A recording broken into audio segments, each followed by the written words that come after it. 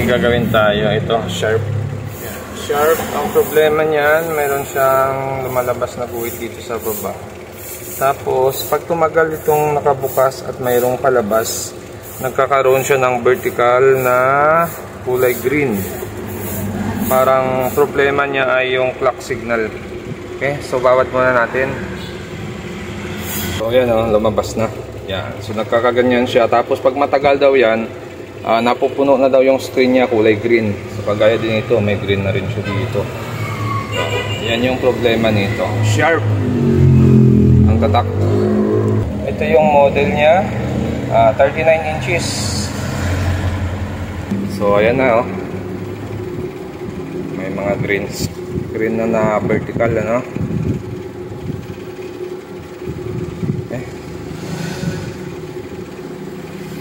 buksan natin. So ito yung kanyang power supply, backlight driver, mainboard. Tapos ito naman yung gamit na panel. Ayan.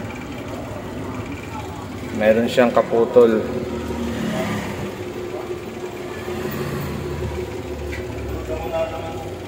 Okay. So yung ganito, pag pinutol mo ito, hindi siya gagana, kasi mayroon din siya IC dito sa kabilang side. Tapos ito yung input ng LPDs natin. So pag tinanggal mo yung ribbon na yan, magpa-blanco lalo yan.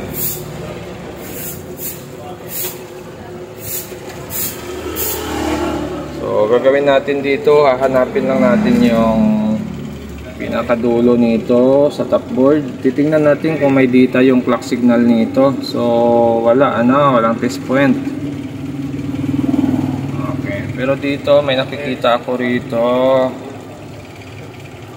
na data. Yan, LC2, LC1, ST, HC4 saka HC1 na 4 ang clock signal nito.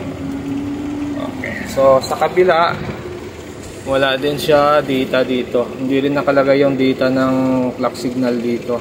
Yan wala rin. So gagawin mo dito, kakapain mo. Okay, hahanapin natin kung saan banda yung clock signal dito, saka yung LC1, LC2 niya. Okay, so ito na, bali nilinis na natin siya. Ito yung ating swapping voltage, itong dalawa. Yung dalawa yung swapping voltage natin. Ito, may nasusukat ako rito. Mababang supply, So, mayroon din dito dalawang pares, Ito yung Bcom niya. So, laging katabi ng ating swapping voltage yung ating clock signal. Pero itong dalawa, tapos ito, ngayon kukunin natin kung talagang ito yung 4 na ito yung ating clock signal, So dahil mayroon tayo ditong data isa, yon, gagamit tayo ng tester. Hanapin natin kung saan dito yung clock signal natin na papunta rito, para matrace natin yung tama yung clock signal na maputol natin. Okay, so lahat yan may contact yan dito. Ito yung HC1 natin. HC1 natin ay dito siya nakatapat. Ito yung LC1 natin, ito yung LC2 natin, ito yung HC1 natin, 2, 3, 4. Yan. Ito yung HC4 natin. LC1 magkatabi ng HC1. Tapos yung ito, yung isang walang tanggal yung balot ay ST. Okay, so ito positive na tayo dito. Itong 1, 2, 3, 4, 5, 6. Bali 6 na circuit na yan. Try natin muna i-cut dito sa kaliwang side, kaliwang side. Titingnan natin kung may pagbabago ito or wala.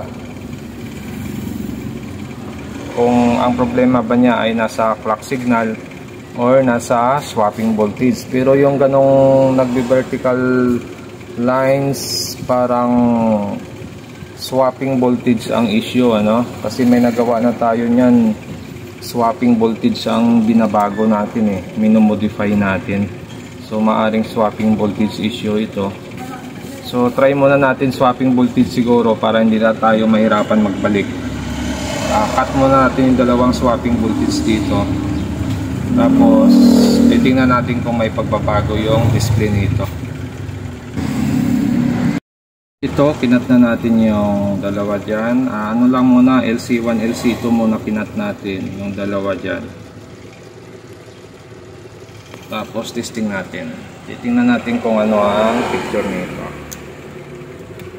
Yan. So, kita nyo green pa rin siya, no? Malabas pa rin yung green niya. Saka may kunting flicker pa rin siya, oh. Okay. So, gagawin natin dyan. Lilipat tayo sa kabila.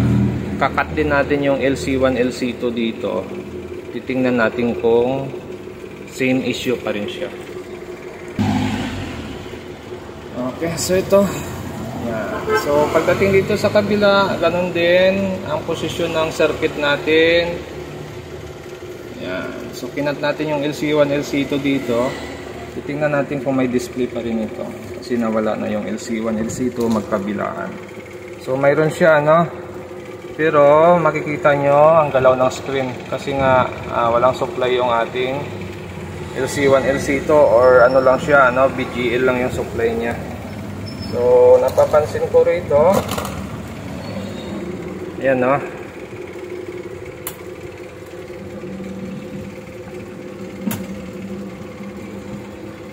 okay, meron siya void dun sa taas pero parang nagnormal yung screen dito. Okay, so gagawin natin dahil pwede siya walang LC1, LC2, i-modify ngayon natin yung supply ng LC1, LC2 nito. Baka makuha ito sa modify. Okay. So hindi na siya nag-green. Nawala na yung green niya. Pero magalaw siya. Maaari ding yung huling side na to may problema. Para sa swapping voltage, baka yung kabila natin buo pa, no?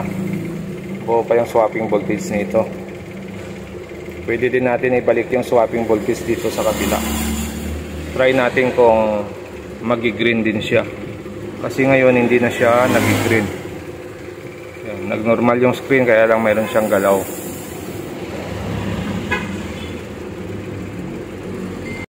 Okay, so ito na, bali kinabit ulit natin yung LC1, LC2 dito para ma-actual lang natin kung nasa LC1, LC2 ba talaga yung issue ng unit, na pwedeng isang side lang or magkabilaan talaga, or ito, tingnan ko. So makikita natin dito ay nagkakaroon pa rin siya ng light green, ano, bumabakat siya tapos parang may konting corrupt siya. So ibig sabihin pag mga ganitong issue talaga, yung clock signal niya ay pwedeng okay pa. Nasa LC1, LC2 lang talaga ang issue nito. So gagawin natin dito, i-modify na lang natin or try natin ikabit sa BGH niya, no?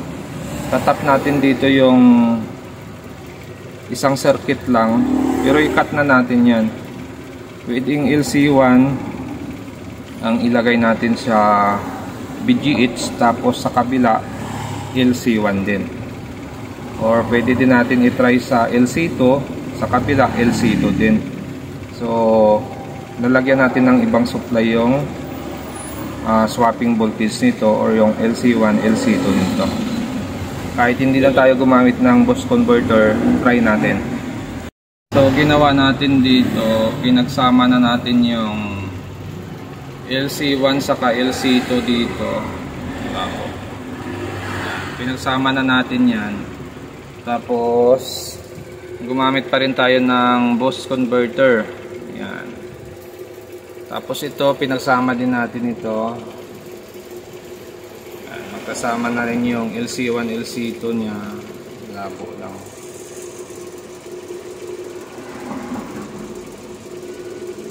Yan. Magkasama na rin yan. Tapos ang supply ng ating LC1, LC2, yung input natin 12 volts, yung out nito ay yan 14.17. Tapos yung input natin, ito, 12.6. So nanggagaling din yan sa ating top board. So pag yan ang supply na ginamit natin, normal yung display niya. Kasi kanina ginawa ko rito, hindi ko siya muna ginamitan ng boost converter. Gumamit tayo ng BGH niya. So nagtap tayo dito, LC1 dito, LC1 sa kabila, ganun din, may hindi maganda yung picture. LC2 dito, LC2 sa kabila, ganun din, hindi rin maganda yung picture. So pinagsama natin yung isang side, LC1, LC2, tapos dito LC1, ganun din. Ganun din yung step na ginawa natin dito, negative din, hindi rin nagnormal yung display niya. Pero ginawa natin dito, LC1, LC2, pinagsama natin dito. Tapos LC1, LC2 din, pinagsama natin dito. Tapos gumamit tayo ng boost converter na ang input 12 volts, yung out niya ay 14.17. So doon siya medyo umayos yung picture. Nagnormal yung picture niya dito. Hirap kasi yung yan. So makikita nyo rito, nakazoom tayo. Ayusin ko lang.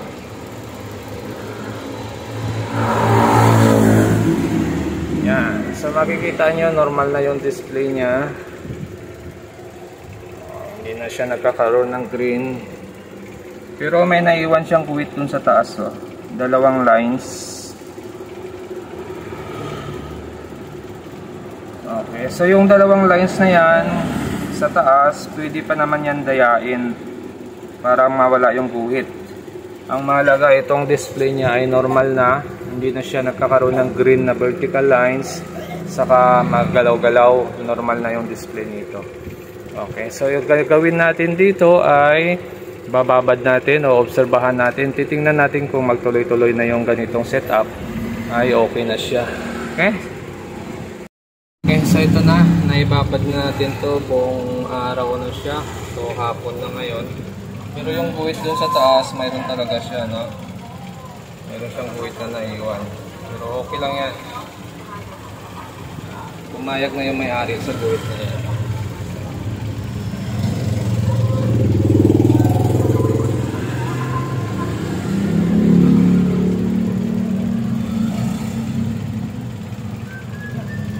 Minsan talaga hindi na wawala yung guhit. Mayroon namang malinis, walang guhit. Mayroon talagang minsan pag nag-modify ka, nagkakaroon ng guhit. Okay lang yan. Normal na siya.